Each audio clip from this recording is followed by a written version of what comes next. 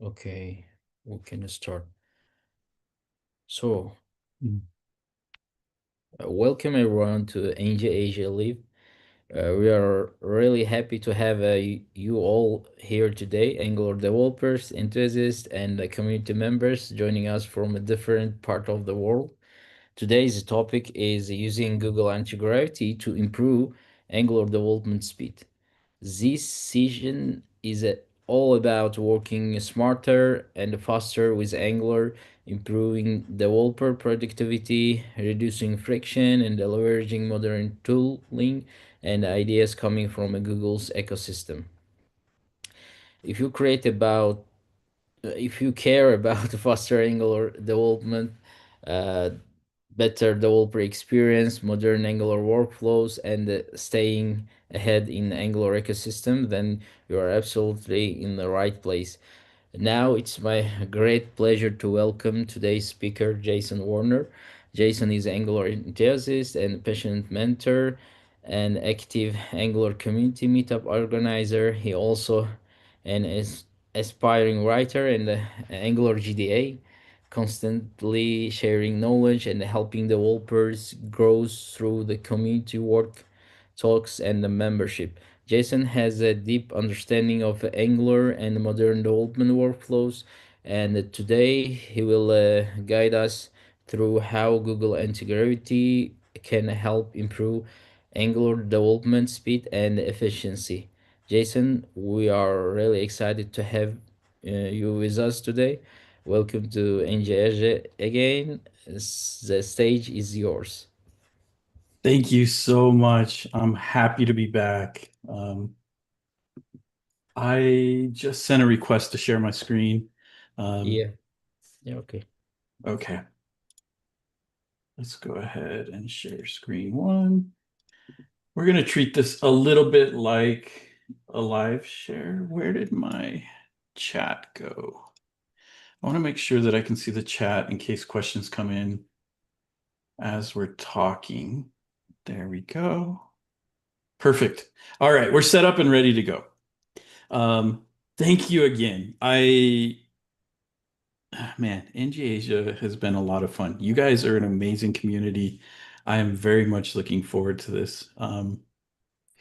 So we're in the era of LLMs and AI and agents and all of this stuff.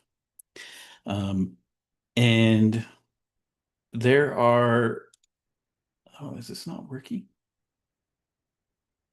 Oh, you know why it's not working? Let's get my Docker container going. So while we wait for Docker to come up, I want to show you guys the application that we're working with first. This was an application that we built on Stream together 2 years ago. And there's a reason that I picked this application. This application is it's a it's not complicated, but it has a unique architecture. Um, it is a full stack application. Um, so it's using Postgres on the back end. We're using Nest.js to do our API layer. And we are using Angular on the front end. And so this application has a lot of opportunities to trip up LLMs and make their work a little bit more difficult. Um, so here's the application as it exists. Basically, we have a list of dinosaurs, and then some information about the dinosaurs. Each dinosaur can be, we can go into a deeper description. And then we've got the ability to edit the dinosaurs and make changes here. OpenAI, I need to I need to fix the OpenAI integration, and we'll probably do this on stream. But right now, OpenAI doesn't work. But classic Angular application, we have the ability to add a dinosaur and things like that. And so, it's not super simple. It's not super complicated. It's built using Daisy UI and Tailwind. Um, so there's a lot to this application um, that allows us to see how the LLMs work. Um, so now that we've taken a look at the LLMs, let's go ahead and let's shut some stuff down um, to preserve a little bit of memory as I'm live streaming here. And let's talk about anti-gravity. Anti-gravity is a tool from Google. Um, it's basically their fork of VS Code, and what they've done is they've added on top of it, and I think it's VS Codium, because the plugins for anti-gravity are from VS Codium, and we can take a look here and see, what plugins we have. I'll tell you right now, this is the smallest number of plugins that I've ever had in a code editor or anything like that, because anti-gravity and the agents are so good at analyzing code and things like that, that really all I've got is NX, because we're using NX in most of the projects that I use. We've got the Angular language service. We've got Playwright for testing and ESLint and Prettier, some Python stuff that comes pre-installed, and then the winter is coming theme that I like for my VS Code. That's really all we've got plugin wise. Um, and that's a big, what do we want to say? That's a big thumbs up as far as I'm concerned for anti-gravity, because I could install a whole bunch of plugins, but I don't feel the need to. And we'll see some of that as we work through the code. The other piece that we need to be aware of um, when we're working with agents and LLMs, there are certain folders. And oh, come on. Um, so when we take a look at our folder structure here, you'll notice that we've got an agent, an agents folder, a .angular folder, a .gemini folder, a .ide, a .nx, but also um, it might be in the Angular folder. Let's take a look at this in File Explorer. Um, this is fun. When I'm going to the bottom of the screen to try and swap, um, it's trying to resize the sharing. And because of that, I can't get my bar to pop up. But if we take a look at Angular, nope, that's not the folder. Um, maybe it's in my agents. Yeah, in my agents folder, there's a skills folder. Inside of the skills folder, I have all of these different files that talk about the Angular skills and common patterns, right? And this is a common thing that you're going to see across any type of agentic flow. Inside of your agents folder, you'll have skills folders, you'll have instructions folders, and things like that. I didn't create all of these. Um, all of these come from another tool, and let me share that tool with you guys. Um, that's Angular Architects. So if you guys follow Brandon Roberts on LinkedIn, on Blue Sky, on X, or anything like that, he recently shared that the Analog.js team put together their Angular skills. And I just posted this link in the chat right now. These Angular skills provide, Claude, Gemini, open code, with Angular 20 plus patterns and best practices and code examples. And it goes through all the available skills, and it shows, this is how the folder structure works. But the nice thing is when they update the skills, because it's installed through npm, that folder is going to update for me. I don't have to worry about copying new files. In the past, I was using the Angular LLM text file. They had a text file that they suggested that you use. I find this one easier to use and easier to keep up to date. And the really cool thing about it, and do they talk about it? Um,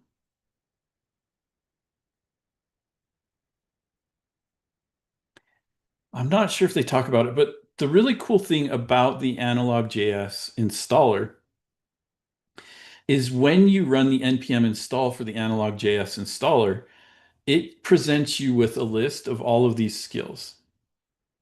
So if you're not going to use, let's see, what's one that you might not use? Um, Maybe you're not going to use SSR, right? So you could install everything but SSR. Um, and maybe you're not going to use the tooling, who knows, right? You can pick and choose, and if you want to add new capabilities later, you can rerun the npm installer and it will allow you to pick new tools to choose. I really like that I'm not throwing a ton of context at my llm. Instead, the angular or the analog angular js tools are allowing me to say, hey, these are the pieces that I care about. This is the stuff that I really want the AI to understand. And then, I can add more as I need it. But I highly recommend this library. It's been great since it's been released. And it really helps when you're working um, with anti-gravity or cursor or even VS Code with AI tooling added. Those really help. The really cool thing about cursor is that me adding that agents file and skills, um, anti-gravity automatically understands it. Did I say cursor? I meant to say anti-gravity.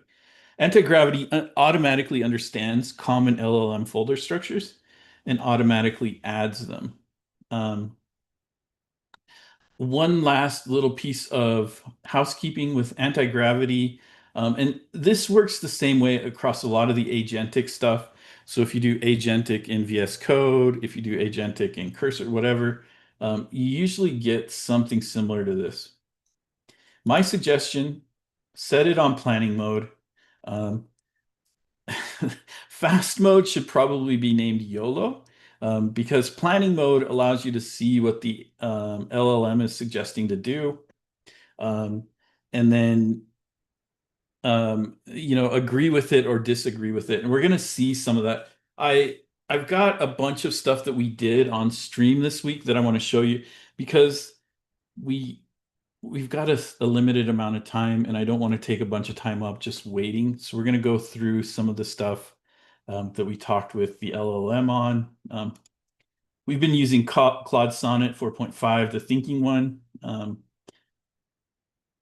These are all free. Um, you'll be limited in tokens and stuff. That's why I'm using Sonnet instead of Opus, because Opus is, fewer tokens.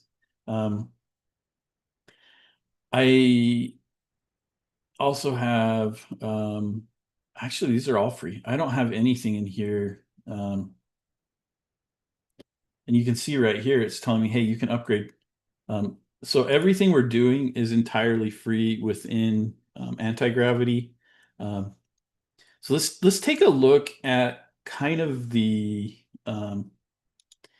let's take a look at the journey we use to get here. So right in the beginning, and let me see if I can make this bigger. There we go.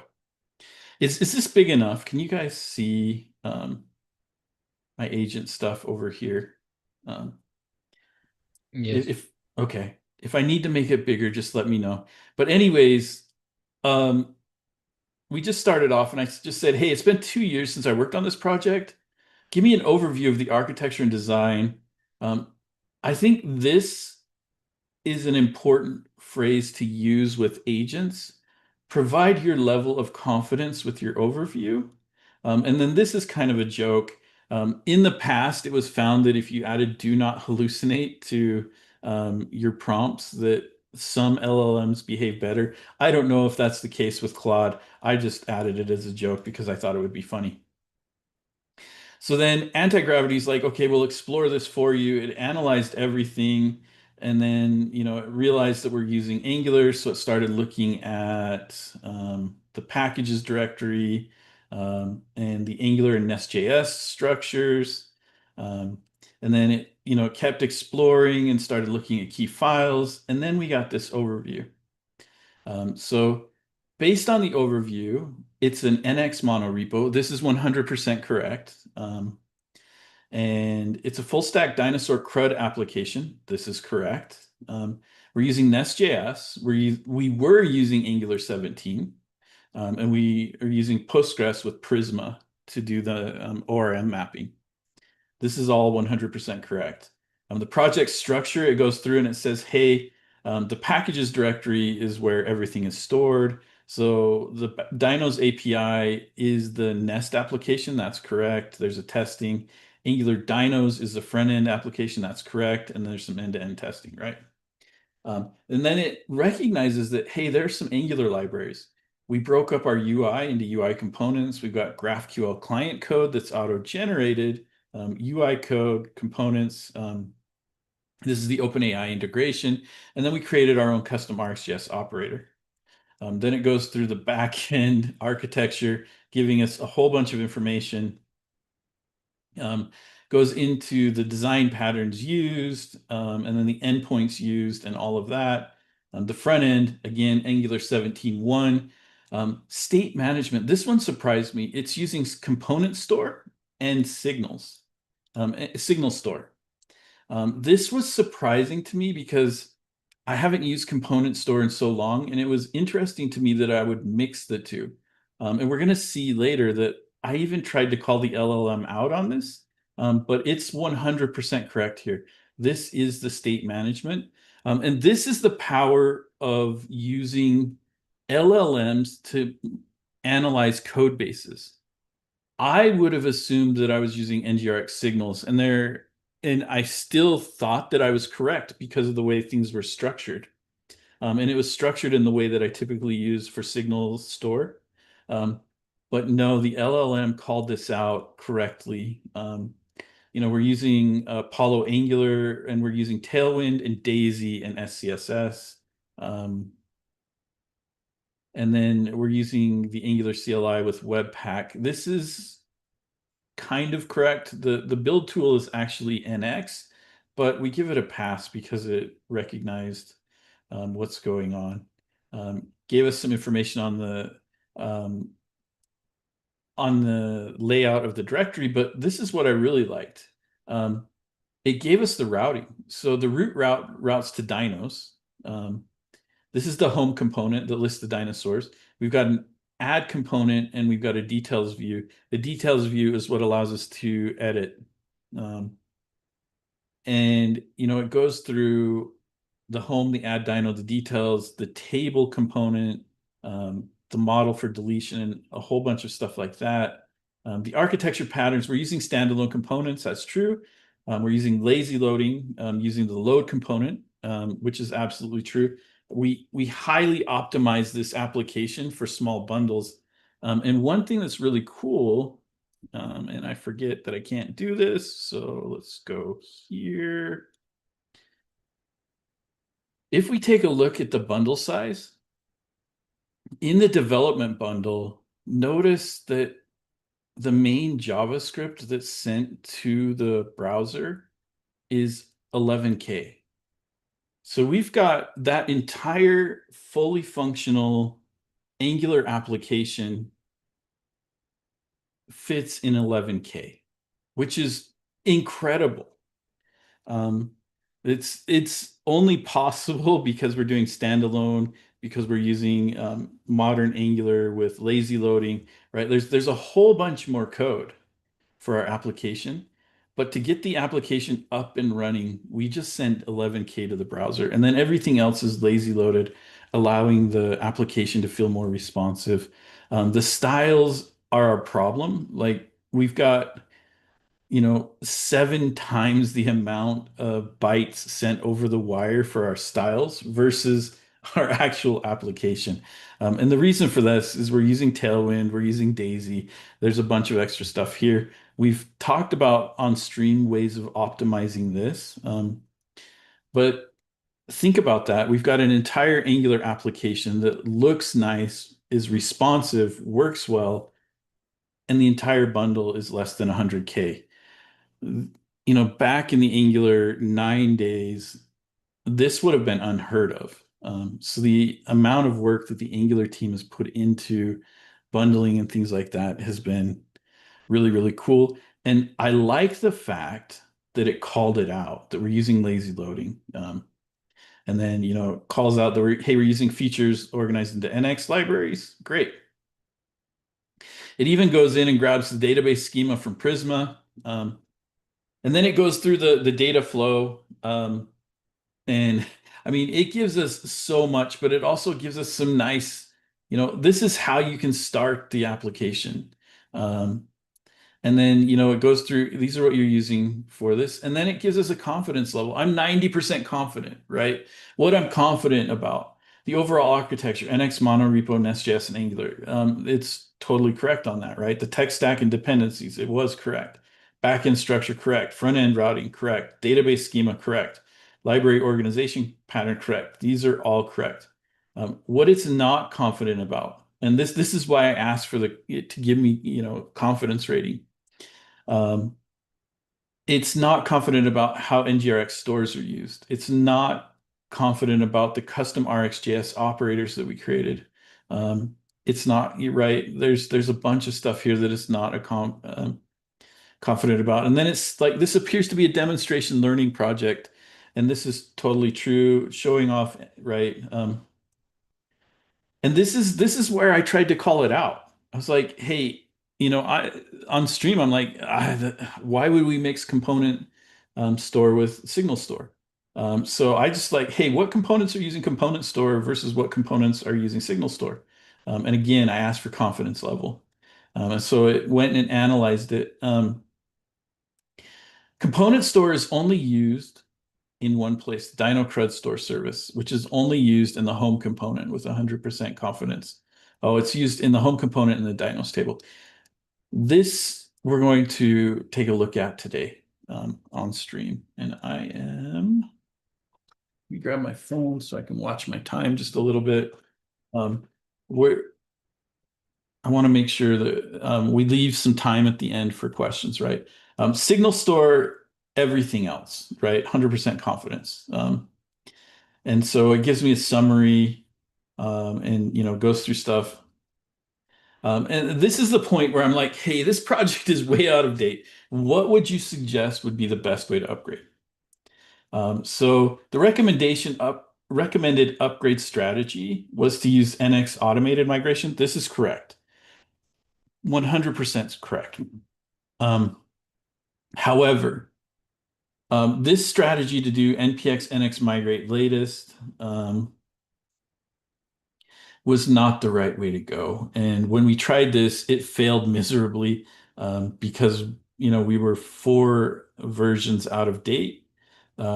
So we wound up going with this strategy of migrating to 18, then 19, then 20, then 21. But the running these, then yarn install, then run migrations. It's suggesting that we clean up migrations.json. This is where understanding. So one of the issues that you'll have when you're working with agents and LLMs is LLMs are very, very good at sounding confident. Um, and this step number 5, clean this up. This is a personal preference thing. I don't clean up migrations.json. I check them in because NX is going to replace them anyway. And if I check in migrations.json, I can see what migrations were run when when we made that upgrade. And that I think that's important to be able to audit and look back at the trail.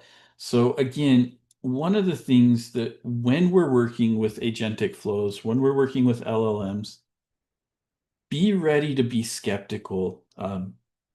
Just because you have an LLM giving you something doesn't mean that you should follow blindly what that LLM is doing.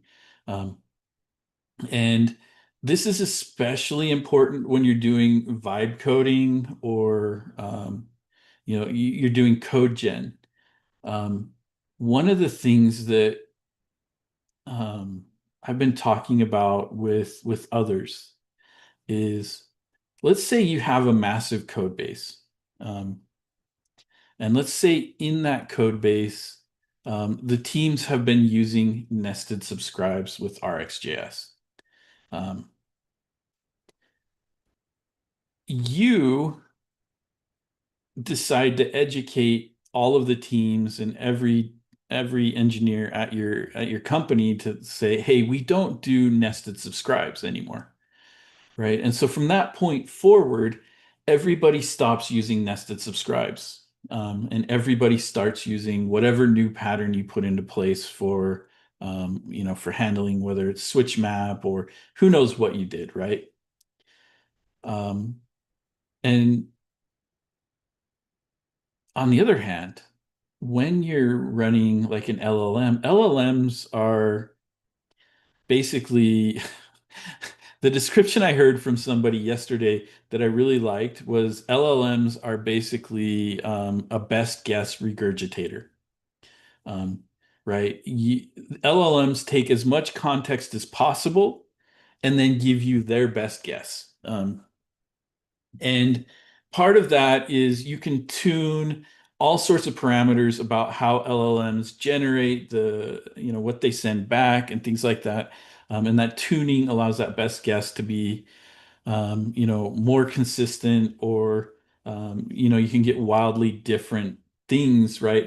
And tuning different ways is used for different applications.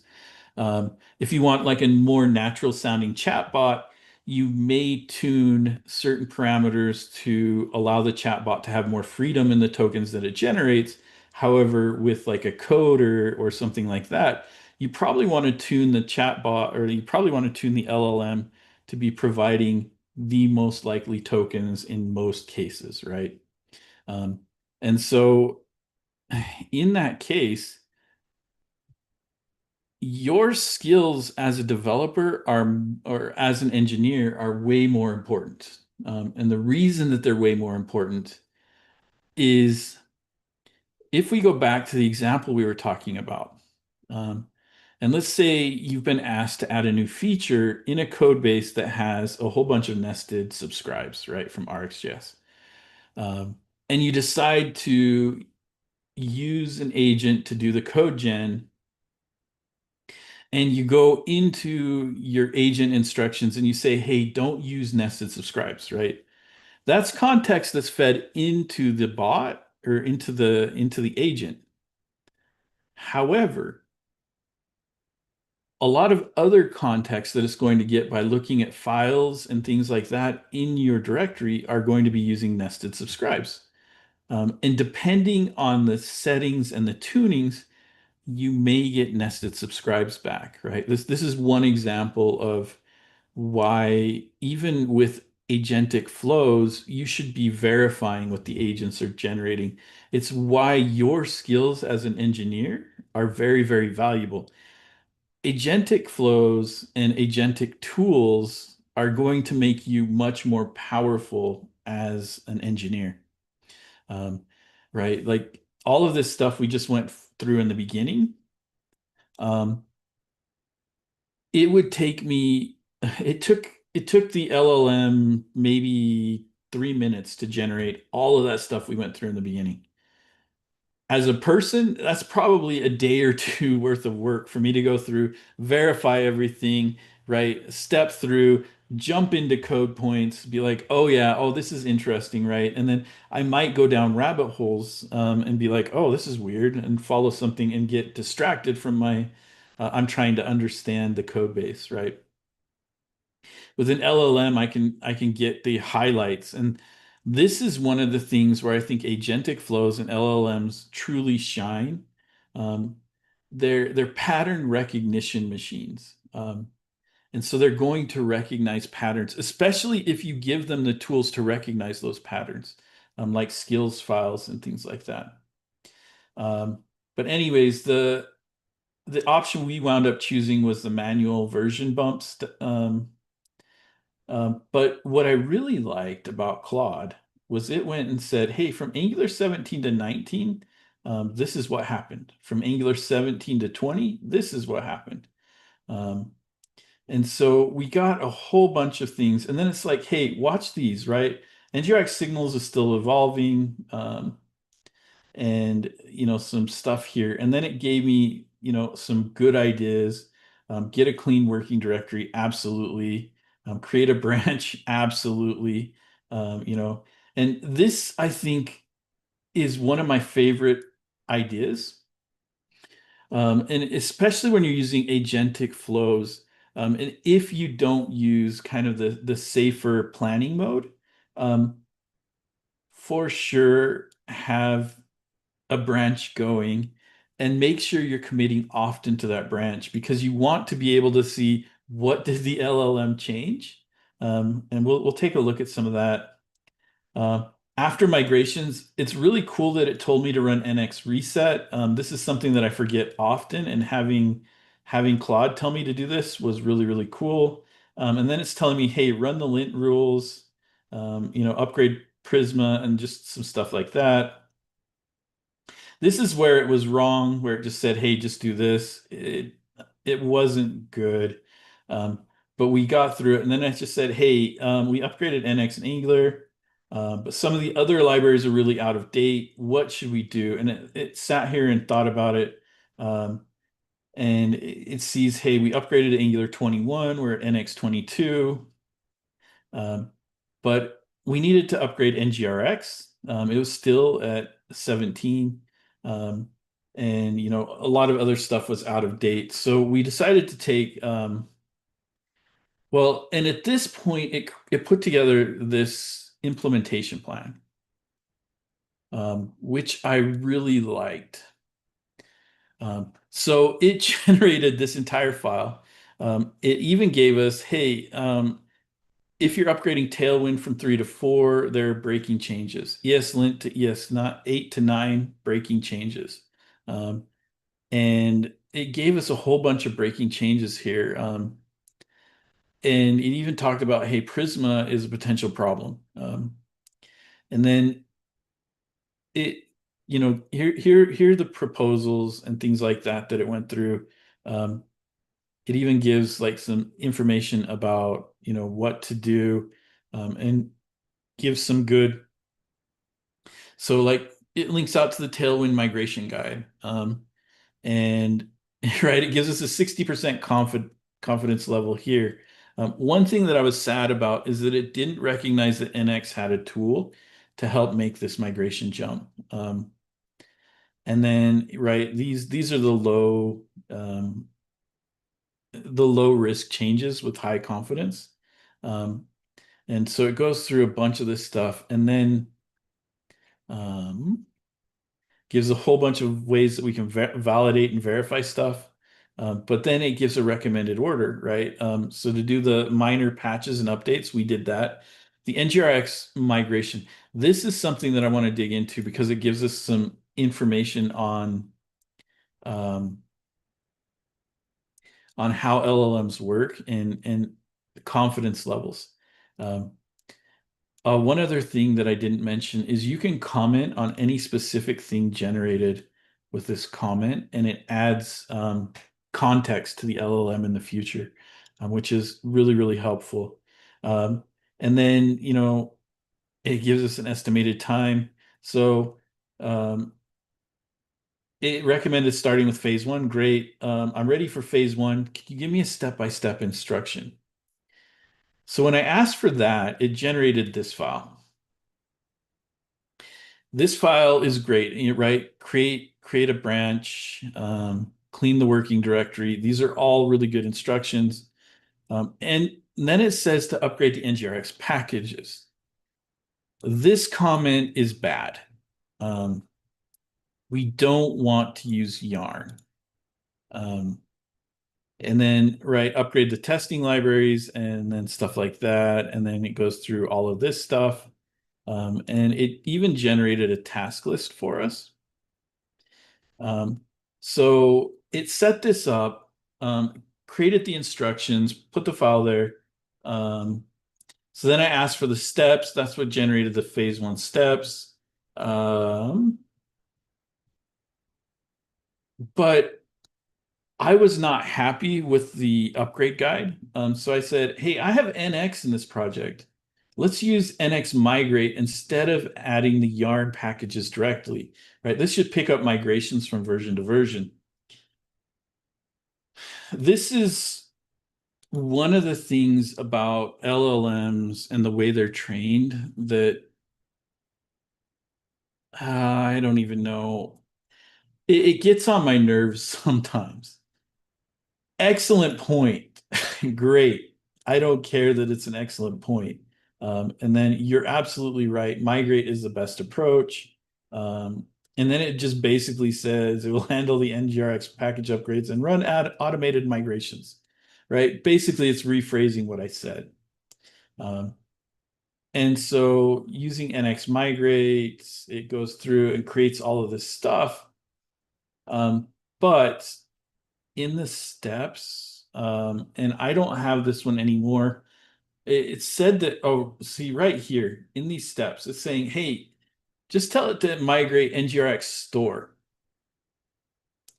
Well, anybody who knows NGRX knows that NGRX store is the Redux implementation. We don't have NGRX store in this application. We have NGRX component store and we have NGRX signals. We do not have NGRX store. Um, and it's giving me a 99% confidence. Um, but this is wrong.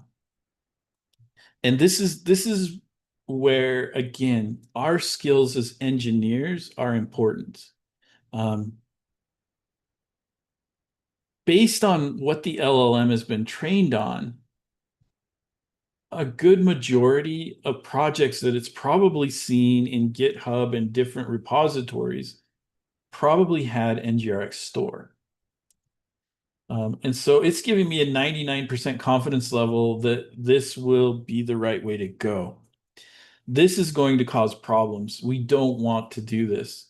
And this is where having the engineering skill to understand that, hey, I need to correct the agent is important. And this is why I use planning mode also, because if I didn't use planning mode, it's possible that the agent could have gone and run this for me, which is not what we wanted.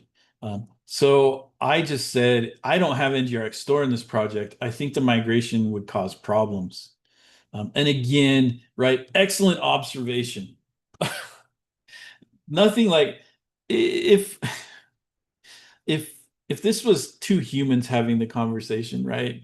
Um, and say you're talking to me, I'm the one that presented the NGRX store, and you're like, I don't have NGRX store in this project. Um, I think it could cause problems, right? Um, I wouldn't be like, oh, excellent observation. Well, right. I would be like, oh, my bad. Let's fix that, right? But it's like excellent observation. Let's check what packages you actually have, right? So it picks up component store, signals, and plugin, but not NGRX global, right? The global state management package. Since you don't have the full NGRX store setup. So now it's telling me the stuff that I already told it again. But you're 100% correct. Good catch. You don't have NGRX store. Again, if I wasn't confident in my skills, And if I wasn't confident to correct the agent, there could be some danger here. So I want to stress, I'm not anti-LLM. I'm not anti-agent. I'm not anti-vibe coding. I do think that when you start using LLMs, when you start introducing AI into flows, um, it's very much like bringing in a very, very eager junior developer who has infinite memory. And what do I mean by that? Well, they're very eager to appease you, to make you happy, and they've seen almost everything, and they'll think of, oh, over here in this project, I saw this. We should talk about this, right? Um, it's really cool. It's really fast, and there are a lot of times where I'm surprised by LLM ideas, and I've been like, oh, that's amazing, good idea. There are a lot of times where the LLM is like, oh, we should do this. And I'm like, no, that's a bad idea. No, we should do this. No, that's a bad idea. Oh, you're right. We'll do what you said. And then it goes back and it says, we'll do what I originally, right? It's just sometimes you just have to be ready to correct it. And it's like, you don't have NGRX store, only the standalone packages. So using this would indeed cause product problems. And then it goes back to the yarn upgrade, right? So we, and this is where it's like a very, very eager junior um, with goldfish memory, right? They can't really remember context from, an hour ago or who knows how long ago, right?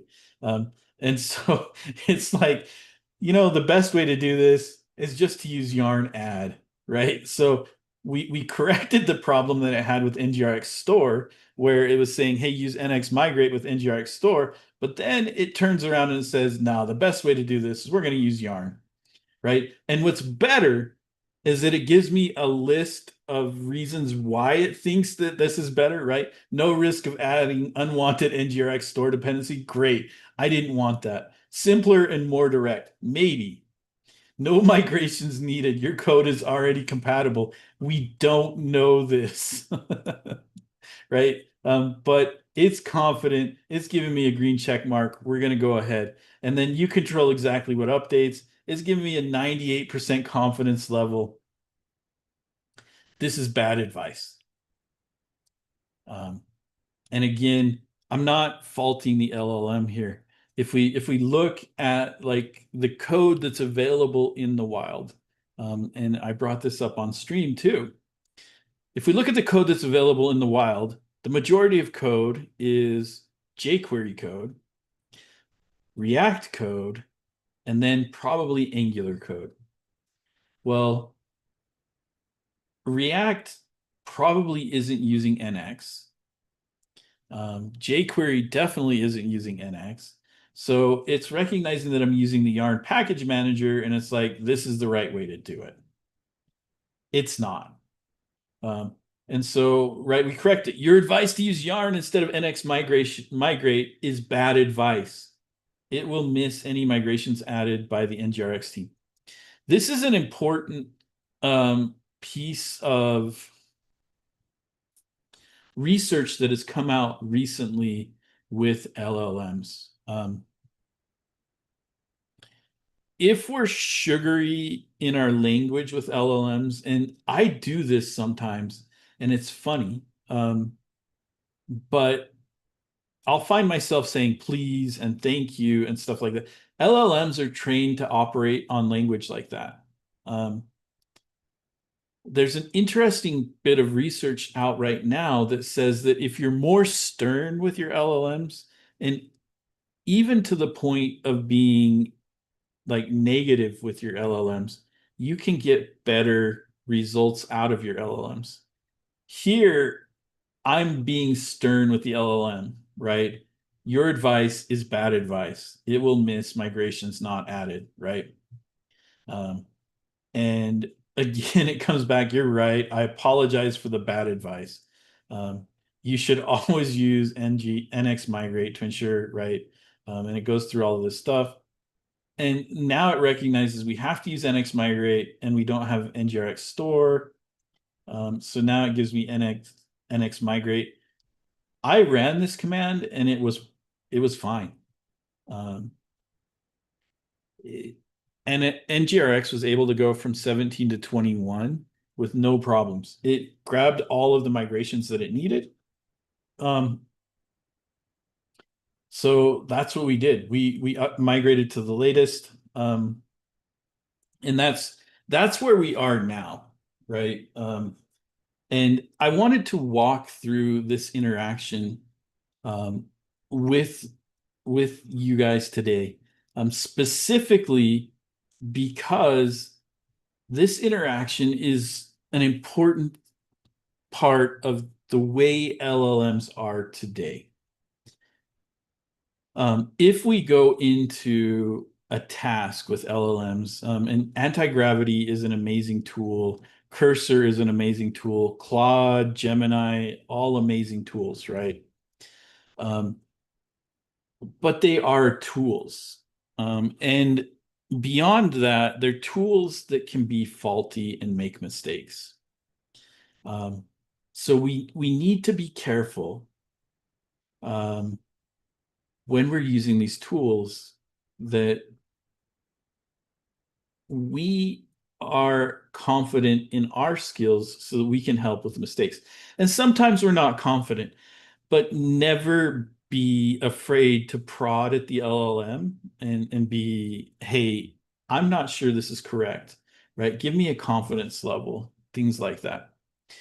So now, right, we've gone through stuff that we already did. I would have loved to have done this with you in real time, but what we went through here, we condensed probably 8 hours of working with the LLM into, you know, 40 minutes of content.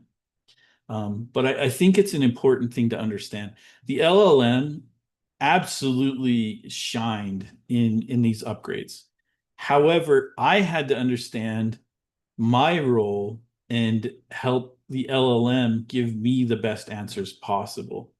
Um, so at this point, we've upgraded. There's still some upgrades that we're going to be doing on stream. I was going to run one more stream um, on Wednesday night, and some things came up. I wasn't able to do that. So Sunday, we're still going to upgrade. Um, we still need to upgrade Daisy and Tailwind, and that's probably where we're going to stop. But let's give the LLM a chance to shine, right? I've been a little bit harsh on it, maybe, but let's give it a chance to shine. So at this point, we've upgraded everything. Um, what I want it to do is I just want to say, analyze my project and give me the top 3 areas I can improve my architecture. Provide your level of confidence and the reasoning behind your decisions. And so at this point, it's going to go out and analyze a bunch of stuff in our project, right? And this is where like everybody is big on vibe coding. And I think vibe coding is an important part of what we're doing now. But as I look at the weaknesses that we have in my job, and as I look at the weaknesses that we've had in previous jobs, architectural decisions and consistency across applications is often the biggest issue that we'll have. It's going to come back with testing. We're going to tell it to ignore testing. Well, I think it's going to come back with testing because it's looking at my test files.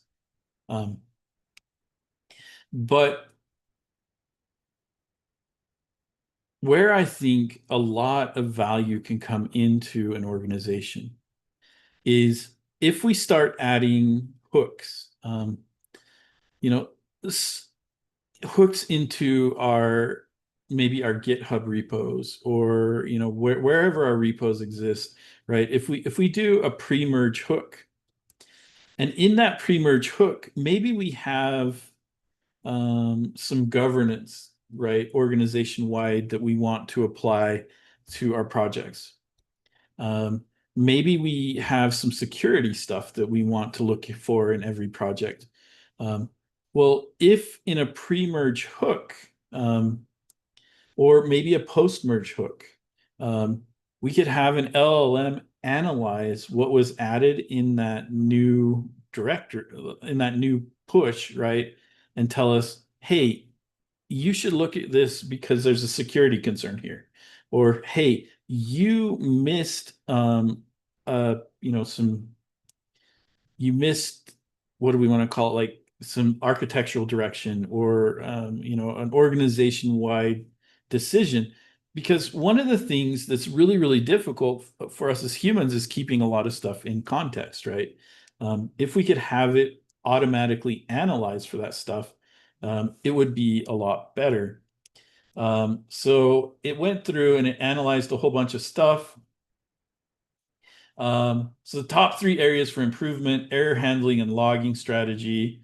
It found console.error scattered through the code base.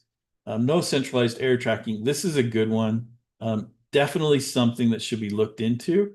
But it's giving me 8 to 11 hours to fix that one. State management consolidation. This is the one that I was hoping it would call out.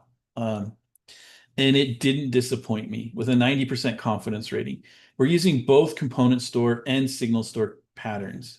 Um, the impact is potentially team confusion, harder onboarding. The other impact here is signal store is the preferred pattern by the NGRX team over component store. Component store is looked at as more legacy, and if you're going to be doing something new, you should be doing signal store. If you've already got component store, then by all means keep using it. But we've got two patterns, and it's saying, hey, we should fix this. And it's saying, hey, migrate to signal store, which is the recommended pattern, or document the dual pattern. We're going to dig into this a bit more today on stream, or on stream.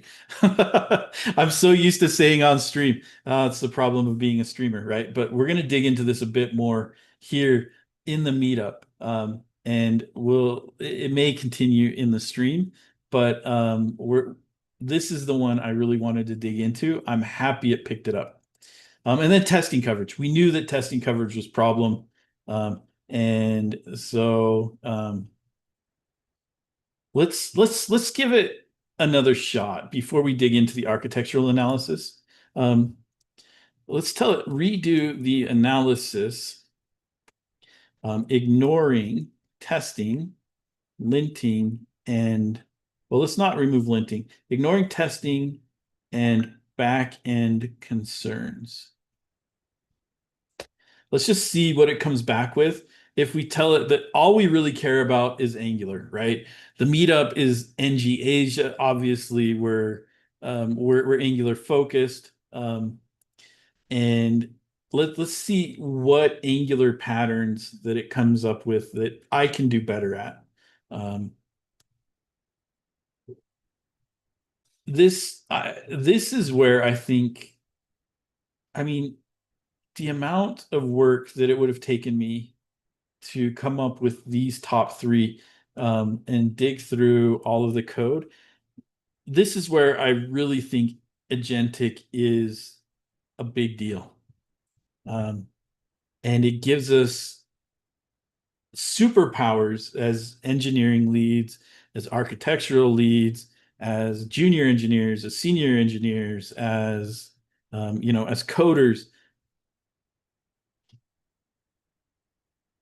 The reality of LLMs in general is they're never going to generate something they haven't seen before. Um, and one way that was kind of driven home to me was early on. I got really, really excited about image generation. Um, and I was looking into image generation image generation LLMs, right? And I got into Comfy UI and stuff like that. I wanted to start generating like fantasy animals or sci-fi aliens or things like that. Um, and it was an exercise in frustration because I would start describing a creature, and maybe I would say, this is an alien. It has four legs. It has claws on its feet, right? Maybe there's slime. Maybe it has wings and things like that. And what would I wind up with? Well, I would wind up with a creature that had a xenomorph head, a horse's body, and maybe like Pegasus wings. I'm like, this is stupid, right? Well, the reality is that model, um, oh, it looks like we ran out of tokens for Claude. So let's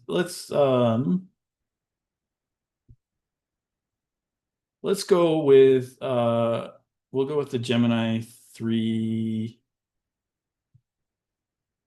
because all of these ones now I'm out of tokens.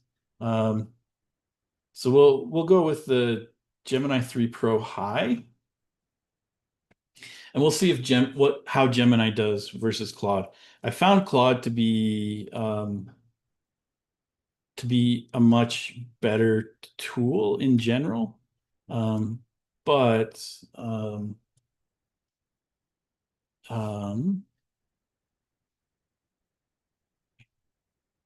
let's dismiss this. Um, and let's tell it to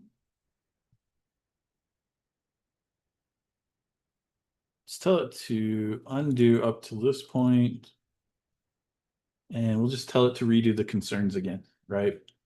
Using Gemini, and we'll see how Gemini does here. February 1st. That is Sunday. Well, that's good. Um, that means it'll be back for my stream, I hope. If not, I may have to go and just potentially pay for something. But I've put in a bunch of hours of work using the free models. So I should probably pay for something at this point. Um, so it's focusing on purely front end concerns. The interesting thing about Gemini is much more verbose in the way that it handles stuff, which is good and bad. It because of this verbosity, it's generating more tokens. Um, and the extra tokens, if you're paying per token, could be a problem, right? And so that's another thing to think about with agentic flows and things like that. Um, you want to make sure that that the token generation isn't eating up a bunch of tokens for things that don't matter, that just kind of disappear, right? Like the thinking stuff is all gone. So it says it's reevaluated the code base. So the state management consistency, again, component store versus signal store, UX architecture, preloading and optimistic UI. No route preloading chunks on click and no optimistic updates. This is a fascinating call out and one that I hadn't thought about, but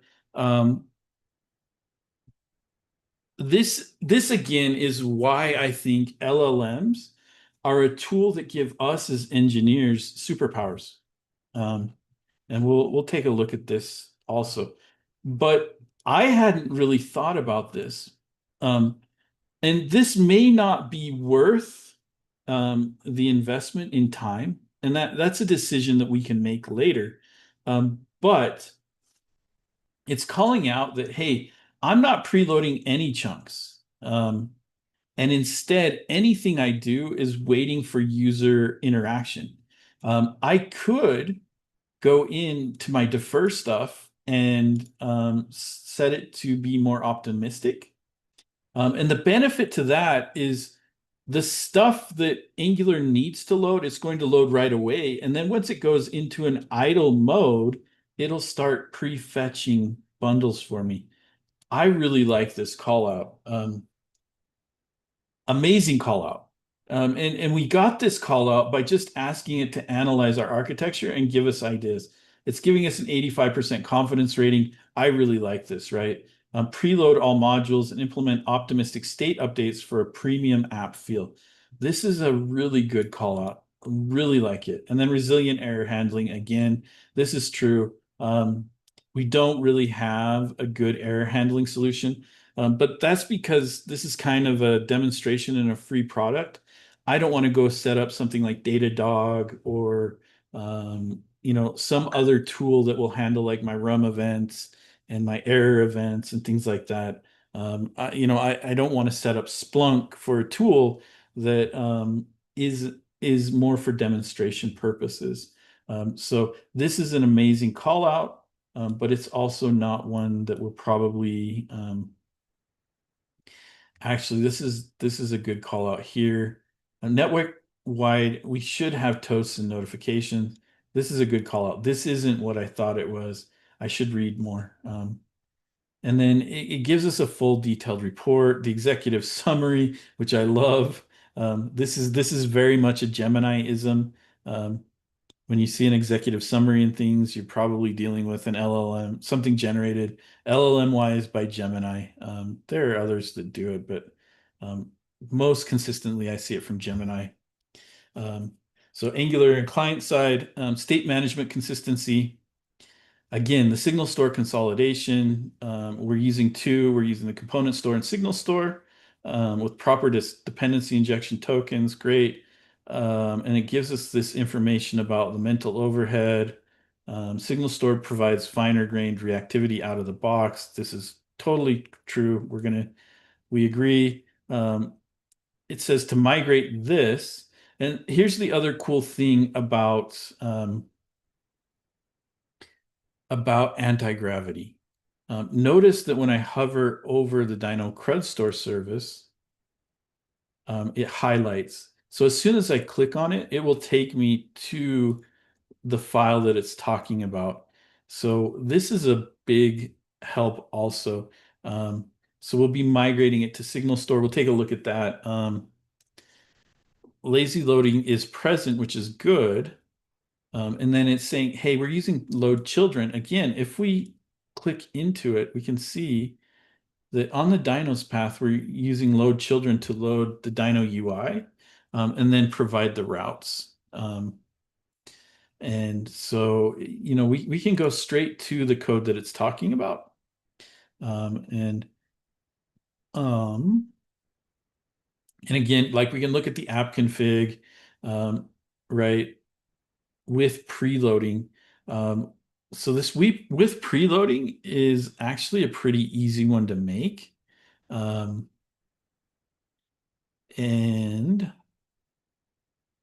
there's a bunch of stuff here. We're going to follow through on the state management consistency. Um, and then it gives me an ROI, right? But resilient error handling. So provide HTTP client are configured without global error handlers. That's a good call out. That's actually a really good call out. The toast component exists. It relies on manual store. If a global error happens outside the store, the user won't see anything. Very good call out. So we should implement an error handler and an on error to our Apollo options. Those are both great call outs and stuff that we can do. State consolidation, it's saying will take us 4 to 6 hours, a high ROI, and it removes legacy complexity. The UX architecture, it's giving us a medium ROI, which is probably true. The application is fairly fast as it is. So implementing the preloading while it is nice, is probably not going to give us a lot for the 2 to 4 hours needed. And then the error handling is, again, a high ROI because we don't get into this weird case. As we were going through this, there was one other thing that I thought about, and I'm very curious if Gemini can figure it out. Um, does this application use Zone.js? And should I remove it if it does? I'm very curious if because Angular 20 and 21 gave us a bunch of help around Zone.js and going zoneless. Um, I'm very curious if Gemini can detect that we are using Zone.js, and what its suggestion would be there. Um, so it did confirm that Zone.js is present in project JSON and package JSON. It also told us, well, here we go. So yes, your application currently uses Zone.js. I found it in this package. I found it in the polyfills, and it is effectively enabled by default since you haven't opted into zoneless mode. So already it's able to tell us, hey, we have Zone.js. Should you remove it? Yes, you definitely should. Since you're running Angular 21 based on your package JSON, going zoneless is the recommended best practice for better performance and a smaller bundle size. Why it's safe for you? We're using signals, right? Your Dino CRUD store uses select signal, which works perfectly without Zone.js. So already, because we added the Angular skill files, it's able to detect that, hey, you're using signals, you should remove Zone.js. How to remove it? Remove the dependency, remove the polyfill, um, update your config, and add the specific provider. Um, It's saying provide experimental zoneless change detection.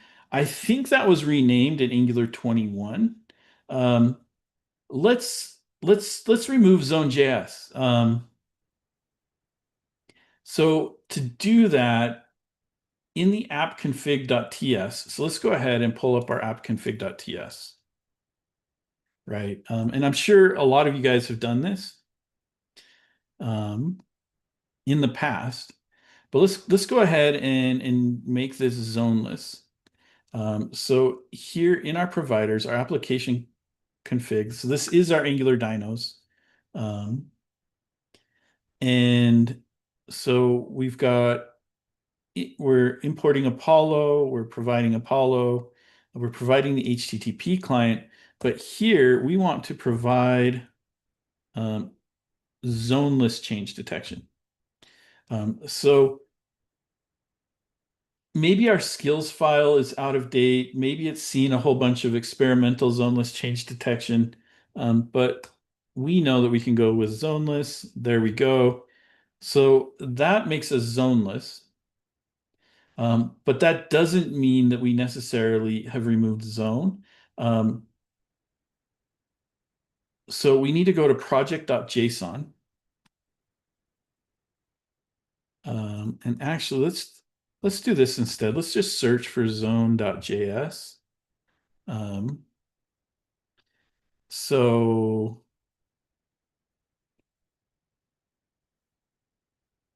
I guess it is only in one place. So we can remove this from our polyfills file. Um, and by removing that, we're going to remove zoneless. Let's go ahead and close that. So it was 100% correct here. I'm going to give it a pass here. I'm going to say, it gets an A minus. It told me the correct file to go to. It told me that I needed to add a provider. It didn't know the proper provider, but this could be because the skills file is different, or because there could be a bunch of different reasons why. Like, this was the most common way to do it, and the way I did it in most projects before this. And then npm uninstall zone.js. This I'm going to give it a fail because we don't use npm. But we're going to go to our package.json, and inside of here we're going to find zone.js, and we're just going to remove it. And notice it's already suggesting that we remove it. I could hit tab here and it's going to remove it for me. This is one of the really cool things about an agentic code editor, is based on the conversations we're having and things like that, it's going to suggest things, and me hitting tab will make those suggestions happen. That is why when you're working with like agentic coding, people joke about cursor removing lines and stuff like that. When you're doing that, make sure that you're using your make sure that you're using your branches and you're committing often to your repository. Um, it's going to be a big deal. So if we take a look at the changes that have been made so far, we removed Zone.js, perfect. We removed it from the polyfills, perfect. And then we've got provide zoneless change detection, great. So now we removed zone.js. And here's the difference between a streamer and an engineer. As a streamer, I'm going to hit commit right now. And there are a bunch of you out there that are engineers who are going, don't do that, right? You haven't tested anything. That's the difference between a streamer and an engineer. As a streamer, I'm creating content. This failure is going to force me to fix it if I fail. Um, as an engineer and in my day job, I would never commit this before I tested, right? This is me. This is me being YOLO mode, right? It's just like, let's do it. So let's see what happens. The first thing we want to do is go here and we just want to run yarn. And the reason we're going to run yarn is that's going to remove zone from everything, because we removed it from the package.json. We just want to make sure that yarn is gone. And I guess while this runs, time checks wise, how are we doing?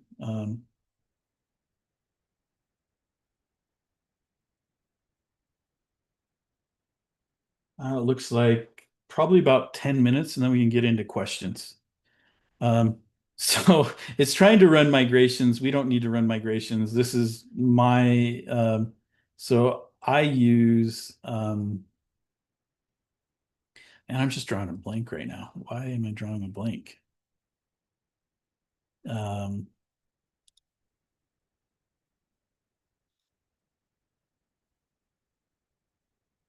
it'll come to me. My brain is focusing on 10 different things. And sometimes I run out of context in memory. Um, but um, I'm I've got an agent built into my prompt also. So now that we've run yarn, let's go ahead and um, we're going to go npx nx serve, and we want to serve the Dynos API on this terminal. Um, so there we go. And then on this terminal, we're just going to npx nx serve our Angular dynos. Um,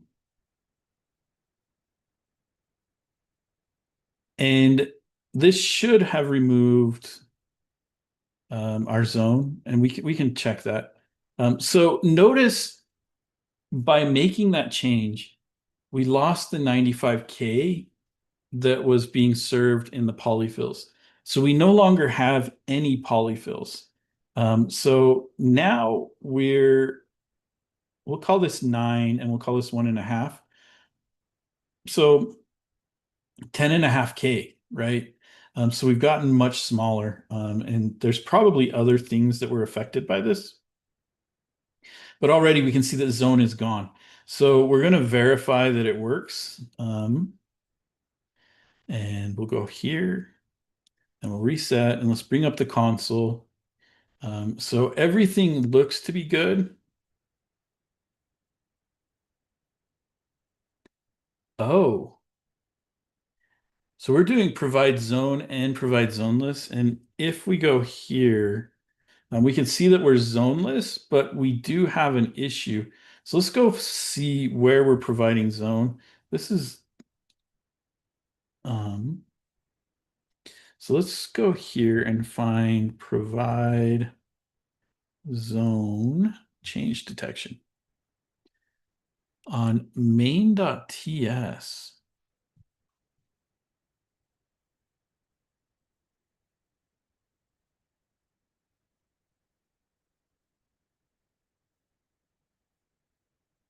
Um,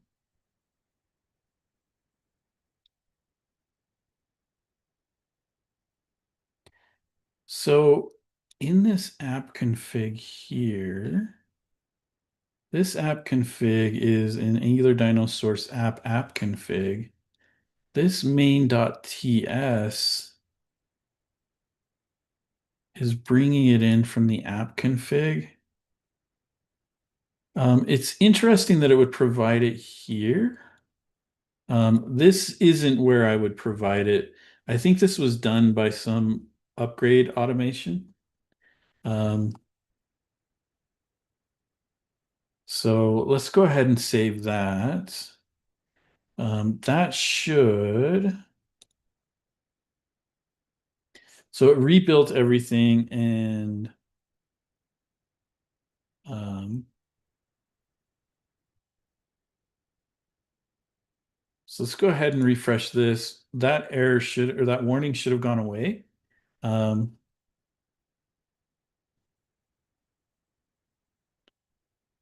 so we're also getting a warning about HMR. There is some HMR issues with defer blocks. Um, but we can see that we don't have Zone.js enabled. Um, so at this point, we can check and see um, we can see that, hey, the application is working, the routing is working. When we go to Triceratops, um, that looks good. Let's go into Tyrannosaurus Rex.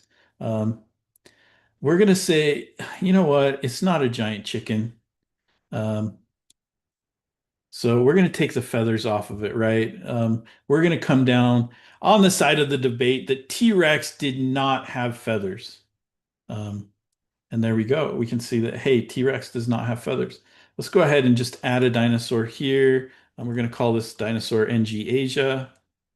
Um, the dinosaur's genus is NG. The species is Asia. Description, a meetup for the Angular community in Asia. You should attend. Right? I don't know many of you guys that have feathers. We're gonna say, everybody's 2 meters, and I don't know what, like 100 kilos. I don't know. I'm American. I don't know what kilos are. The genus must be, so the genus is going to be angular. And you know what? Let's make this nicer. NG Angular Asia, and let's go ahead and make that NG Asia. Um, but we can see that we got error messages. Everything's working. We're completely zoneless. We're in a good state. And you know what? Really, we want our T-Rex to have feathers. We've seen the light. Our T-Rex has feathers because we want something to have feathers here, right? Um, and our application works. We were able to remove zones, and we were able to do it um, largely with the help of Gemini. I I think this npm uninstall is coming from Gemini. Gemini doesn't recognize that we're using Yarn. But other than that, this was a good win for us. So let's go ahead and commit this. Um, so stage that, and we went zoneless. Boom. Um, and we have just a couple minutes to go. Let's do one last thing. Um, let's go ahead and close a lot of this down. Um, but let's this architectural analysis. Um, let's figure out. Let's just ask it one last thing, right?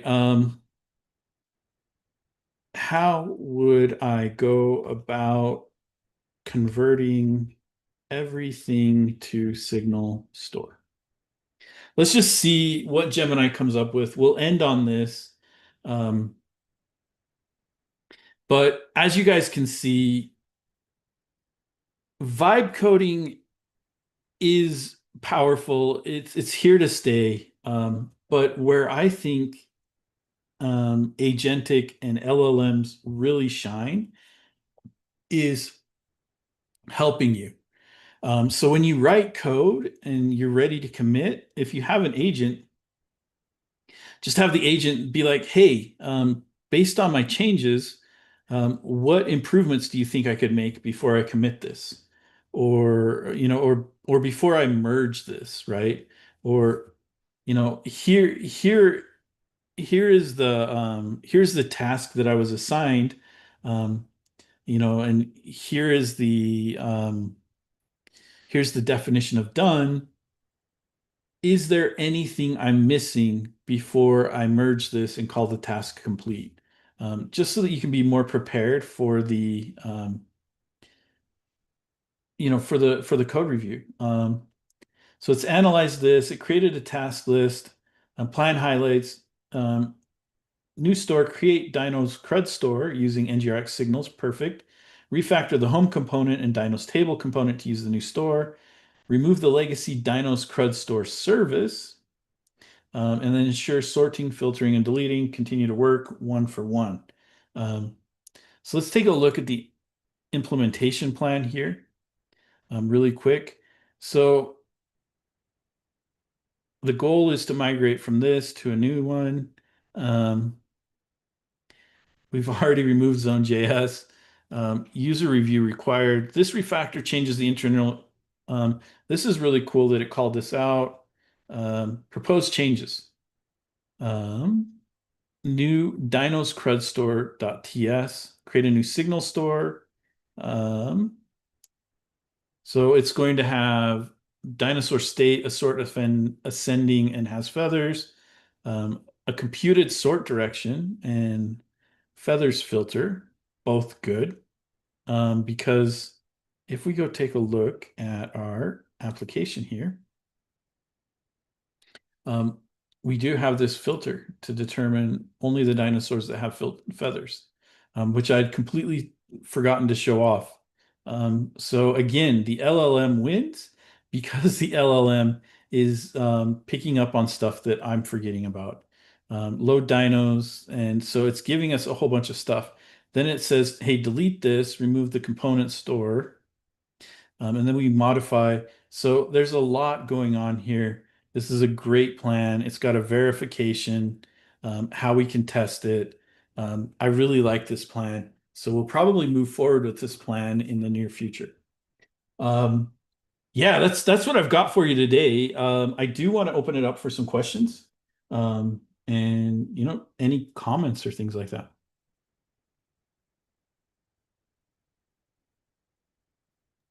Yes, we have some questions in our YouTube chat. So the first question from Mike, perspective from an architectural perspective, how does cluster feedback via anti-gravity influence Angular design decisions such as standalone components, signals adoption, and the state management pattern? That's a good question. Very, very good. So when we look at what LLMs can do, we need to recognize um, that Angular is not as prevalent as some of the other alternatives out there, right? Like React. Um, so if you want to improve adoption of things like signals, of signal store, of signal forms, of standalone things like that, you need to be using skills files. That's why I showed off the skills files in the beginning. As soon as you give Angular those skills files, notice here that in this in the stuff we reviewed and in the stuff that was generated today, the LLM was calling out that signals are better, right? In the architectural analysis here, um, Signal Store provides finer grained reactivity out of the box, right? And it even tells us that it's the preferred pattern um, at other places, and this comes from the skills files. Um, so your architecture and your recommendations are only going to be as good as the context that the LLM has. If there is an LLM that's really, really good at Angular, it's probably going to give good Angular tips. If it's not good at Angular, then adding skills is going to be the way to go. I add skills all the time. How does it improve adoption? Um,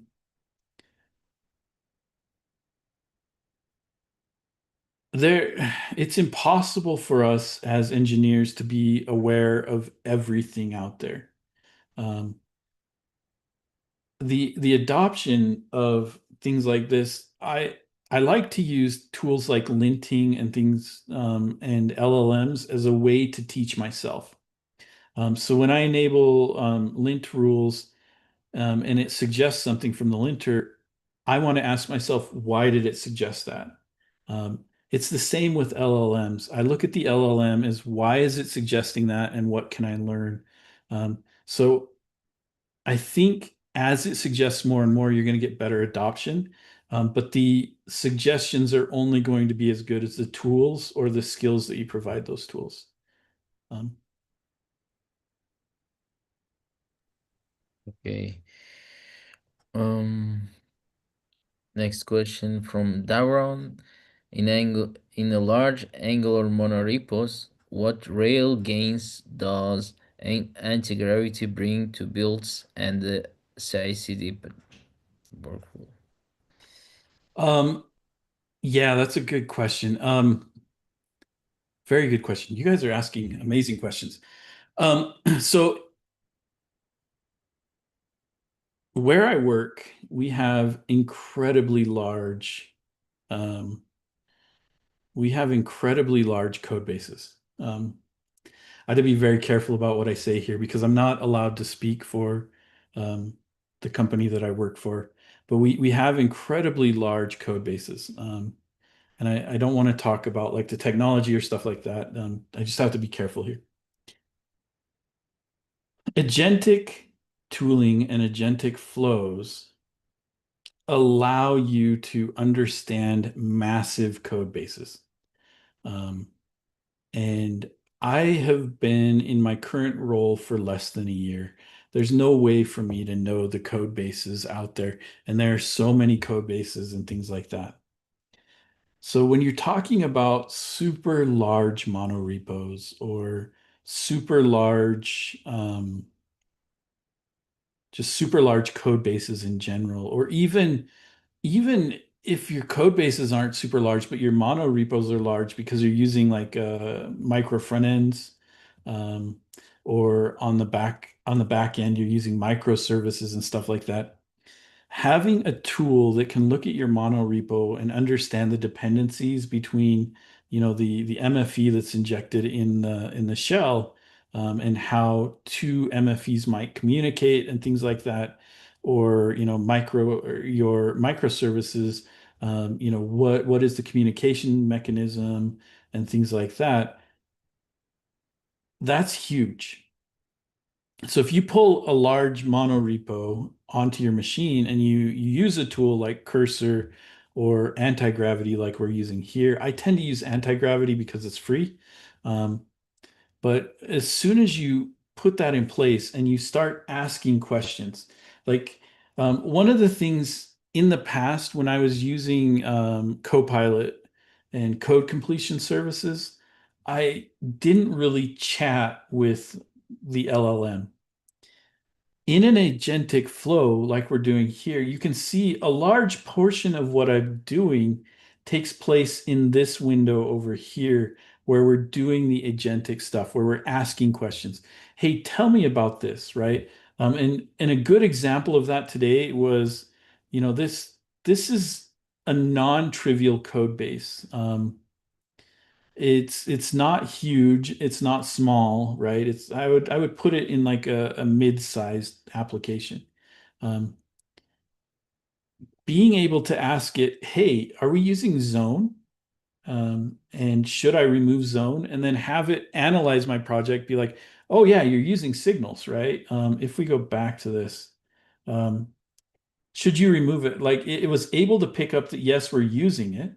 But then I asked, should I remove it? Yes, you definitely should. Since you're using Angular 21, right? So that's a skill-based answer here. Going zoneless is recommended. Already saying going zoneless is an Angular-ism, right? Um, so our skill files again are communicating with us in the language that we understand. Um, and it is the recommended best practice for better performance, right? And then it's saying why we can do it. Well, you're using signals, right? And you've got legacy compatibility, and then right, it tells us how to remove it. These are these are the superpowers that the LLM can give me. For me to figure out if I was using zone, I probably would have missed it because one of the upgrades added zone to a place where I wouldn't look for it. Um, and so when we went zoneless, and this might have been a fail of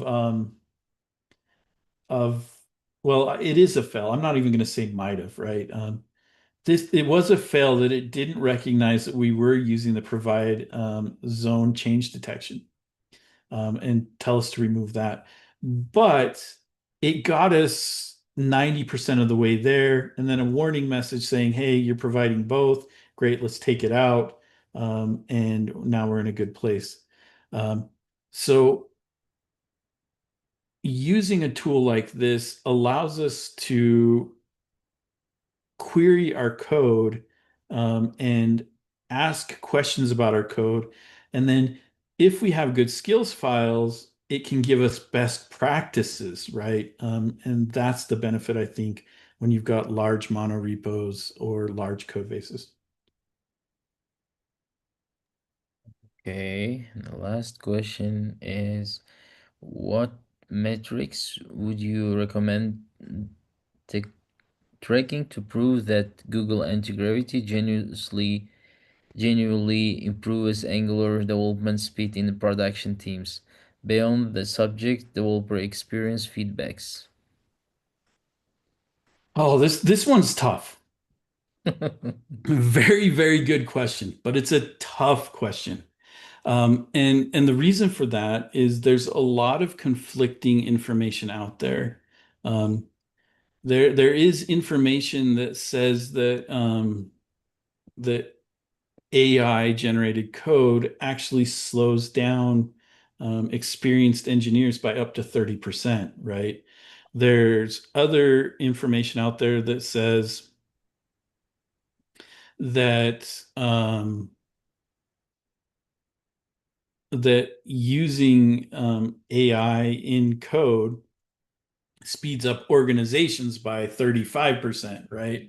And so there's a lot of conflicting metrics out there. Um, and this is where um, the cynic in me comes out.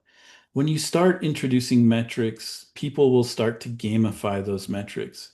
Meaning, you start to reward engineers by lines of code or test, number of tests written. What do you get? You get more lines of code or you get more tests that aren't useful. And so you have to be very careful about the metrics that you choose.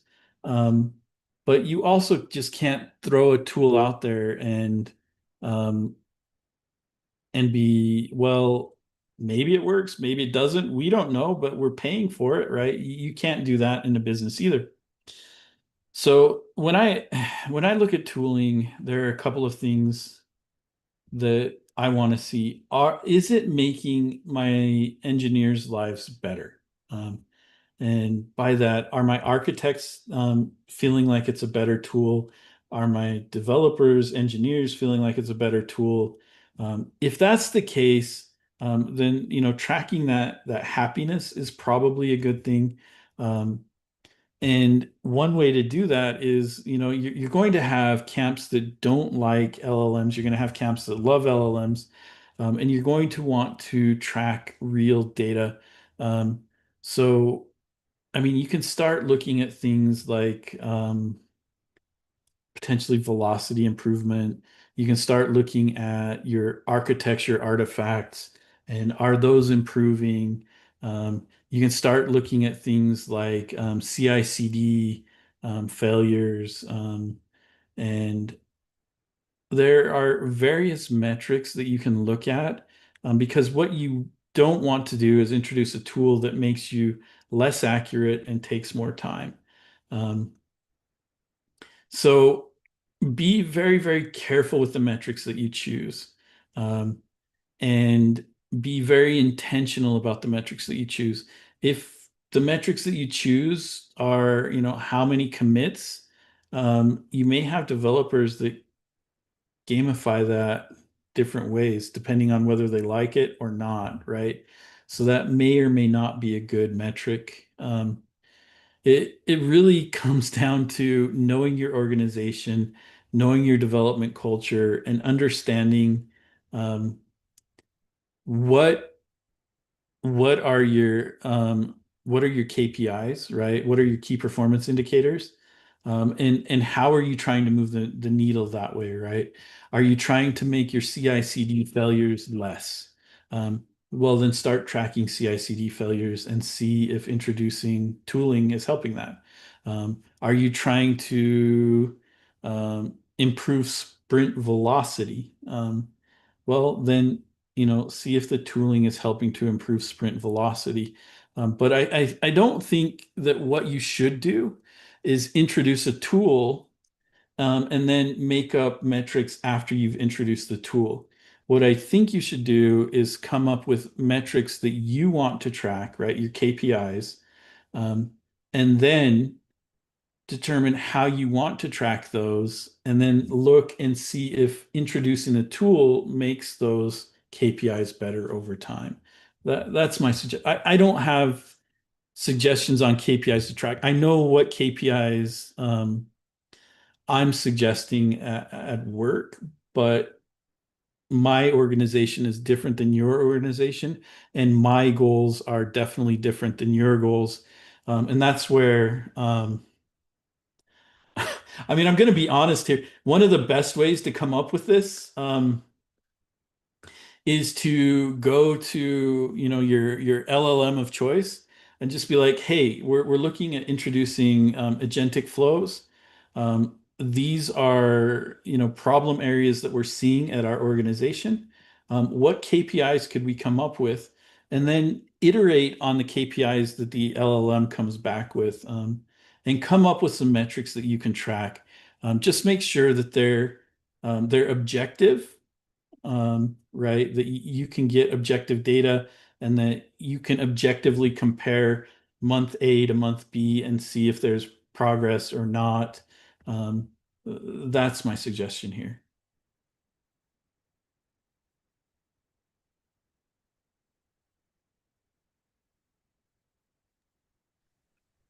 Mm. Okay, so we can finish. Thank you so much, Jason, for insightful and practical session.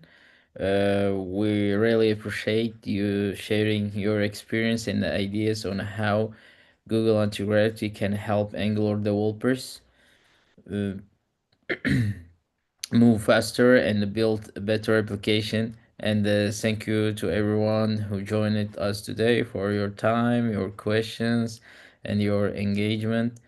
This is exactly what India Asia is about, learning together, growing together, and the strengths the Angular community across the region. If you enjoyed today's session, follow NJ Asia for upcoming live streams and the meetups. Stay connected with our speakers and keep exploring new ways to improve your Angular workflow. Once again, thank you all for being part of Asia Live. So, see you in the next session. Happy coding.